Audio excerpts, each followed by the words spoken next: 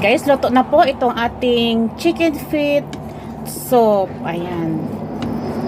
Luto na po itong ating finished product. Nilagyan ko siya ng sweet corn.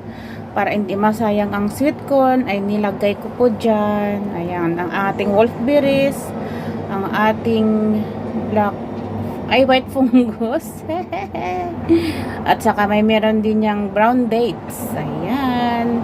At kaunting asin lang po guys, ay okay na po. Ayan, kaya sarap ang luto ni Joy to the World. Luto na ang ating finished product na chicken feet soup.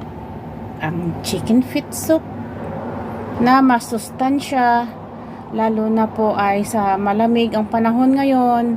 Tama-tama mag-inom ng mainit na sabaw. Thank you for watching.